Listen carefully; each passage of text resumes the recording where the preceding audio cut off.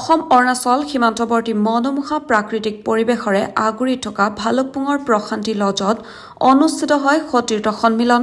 বিভিন্ন কাৰ্যসূচীৰ মাজেৰে 1987 চনত অসম আৰক্ষীত যোগদান কৰা অৱসৰপ্ৰাপ্ত আৰক্ষী বিষয়াসকলৰ তৃতীয় বাৰ্ষিক সতীৰ্থ সন্মিলনখনি অনুষ্ঠিত হয়। সন্মিলনৰ আৰম্ভণিতে 103 গৰাকী প্ৰয়াত সতীৰ্থৰ লগতে সুধাকণ্ঠ ডক্টৰ ভূপেন হাজৰিকা আৰু অসমীয়া জাতিৰ হিয়াৰ আমুঠু জুবিন গাৰ্গৰ প্ৰতিছবিত বন্তি প্ৰজ্বলনেৰে শ্ৰদ্ধাঞ্জলি জনায় অৱসৰপ্ৰাপ্ত আৰক্ষী বিষয়াসকলে। পিছত প্ৰশান্তি লজৰ প্ৰেক্ষাগৃহত সতীৰ্থ সন্মিলনৰ সাধাৰণ সভা অনুষ্ঠিত হয়। মৃণাল দাসৰ সভাপতিত্বত অনুষ্ঠিত হোৱা সভাখনত সম্পাদক যুগলকান্ত বৰাই সভাৰ উদ্দেশ্য ব্যাখ্যা কৰে। সভাত ৰাজ্যৰ বিভিন্ন জিলাৰ পৰা অহা অৱসৰপ্ৰাপ্ত আৰক্ষী বিষয়াসকল উপস্থিত থাকে।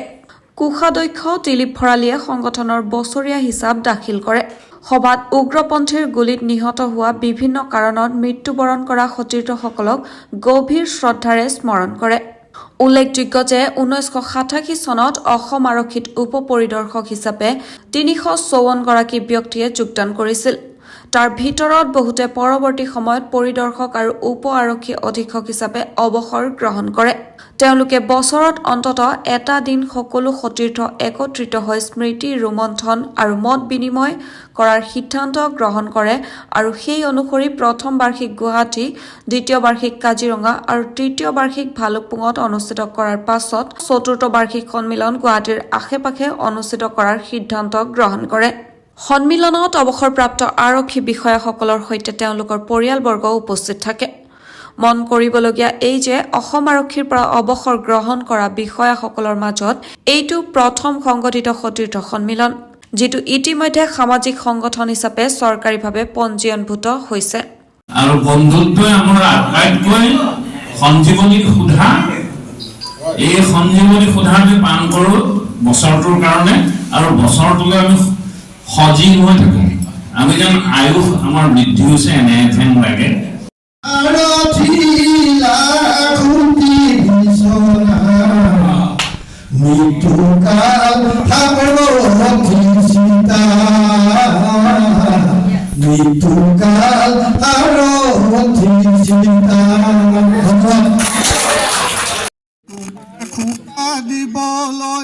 লৈ আহিছো কপ ফুল তোমাৰ খোপা দিবলৈ।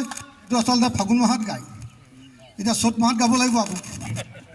হিয় বহাগী অ সুহাগী মইনা চৰাই মইনা মাত, গছত পাতৰ হাৰত কুলিকে টেকি মিঠা মাত। অ বহাগী ঐ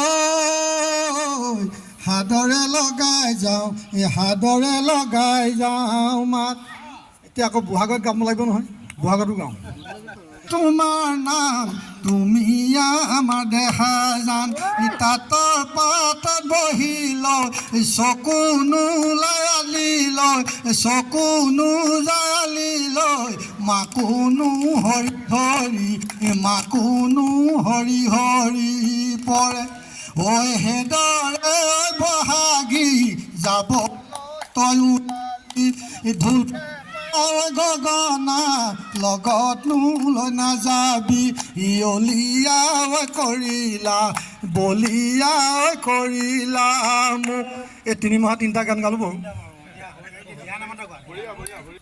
নামলৈ আহিলো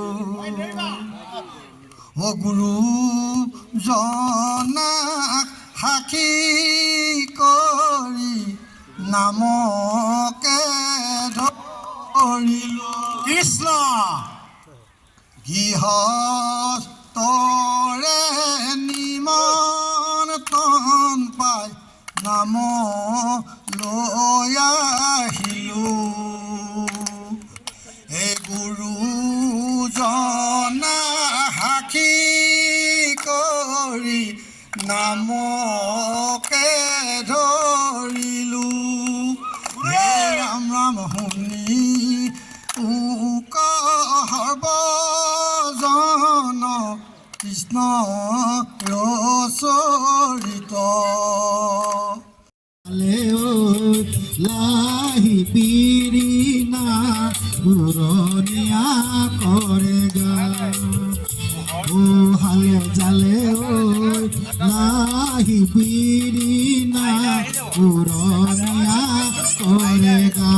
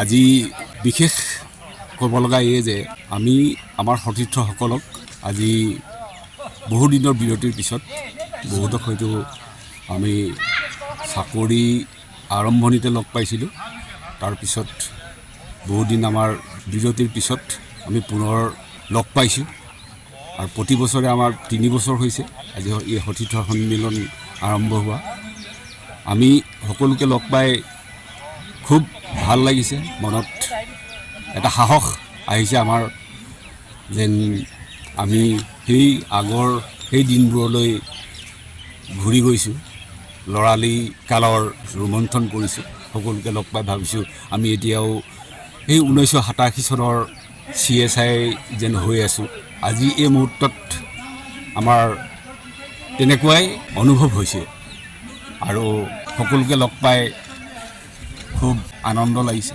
ফূৰ্তি লাগিছে আৰু অন্য হাতেদি আমি আমাৰ সতীৰ্থসকলক হেৰুৱাৰ যিটো তাৰমানে সতীৰ্থসকলক আমি আৰম্ভণিতে আমি 1987ত প্ৰায় 377 আমি চাকৰিত সোমাইছিলোঁ তাৰে পৰা আজিৰ দিনলৈকে আমি আমাৰ মাজৰ পৰা 103 গৰাকী আমাৰ সেই সতীৰ্থক আমি হেৰুৱালোঁ তেওঁলোকক হেৰুৱাৰ যিটো আমাৰ বেদনা এই বেদনাত আমি সকলোৱে সমভাগী হৈছোঁ আৰু আমি আজিৰ সন্মিলনত এটাই প্ৰাৰ্থনা কৰিছোঁ যে আমাৰ সতীৰ্থক যাতে আমি আৰু ওচৰা ওচৰিকৈ যাতে আমি হেৰুৱাব লগা নহয় প্ৰত্যেকৰে সুস্বাস্থ্যতে বৰ্তি থাকিব পাৰে সুখ শান্তিৰে যদি থাকিব পাৰে এইটো কামনা কৰিছোঁ আৰু আচল তাৎপৰ্যটো হ'ল কি আমি বন্ধুৱে বন্ধুক বিচাৰি যোৱাৰ দৰে আমি ইজনে সিজনক আমি লগ পোৱাৰ যিটো হেঁপাহ অন্তৰৰ পৰা যিটো আন্তৰিকতা